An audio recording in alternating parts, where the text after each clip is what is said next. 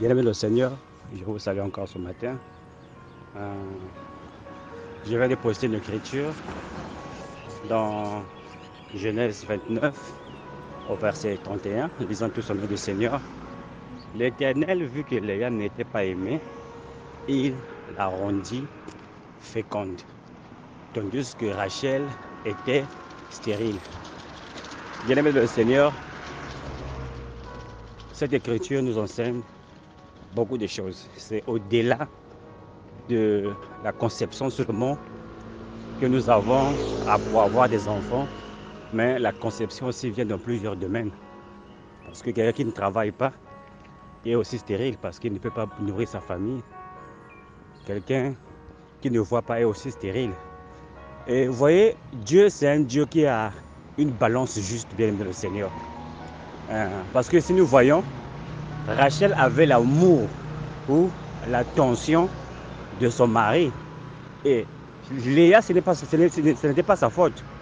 Elle était mariée par coutume ou bien par force auprès d'un mari qui ne l'aimait pas. Et voyez comment Dieu fait la balance. Comme elle n'était pas aimée, Dieu lui a donné un côté sur lequel elle devait être heureuse. Dieu lui a rendu stérile. Et l'autre avait l'amour, mais elle ne pouvait pas concevoir. Et l'autre qui concevait n'avait pas d'amour. Bien le Seigneur, ça m'a appris une très grande chose. Et cela est venu à ma pensée à la suite d'une conversation que j'ai eue avec un frère hier. Et j'ai dit que c'est la vérité. Parfois, on se plaint. On se plaint parce que on n'a pas ce que l'autre a. Et quand tu te rapproches de la personne, tu te rends compte que ce que tu as, l'autre aussi n'a pas. C'est ça la balance de Dieu. Regardez un aveugle. Une personne est née aveugle. Ce n'est pas par choix que la personne est née aveugle. Mais vous remarquerez qu'il aura un sens de lui très développé. Bien-aimé le Seigneur, Dieu est juste. Dieu est juste. Vous voyez une personne qui est muette, mais il y aura un sens de son corps qui sera très développé, qui va l'aider à vivre une vie comme la vie était normale, bien-aimé le Seigneur. Une femme qui ne conçoit pas, mais elle trouve un mari qui a beaucoup d'argent. La balance de Dieu. Un frère qui ne travaille pas, il trouve une très bonne femme, mais il n'arrive pas à payer le loyer.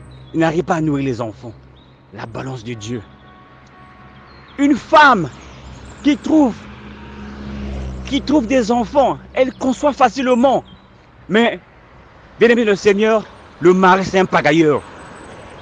Le mari ne dort jamais à la maison. La balance de Dieu, il y a toujours un côté qui va la rendre heureuse. Rachel était aimée, mais elle ne concevait pas. Léa concevait, mais elle n'était pas aimée, bien aimé le Seigneur.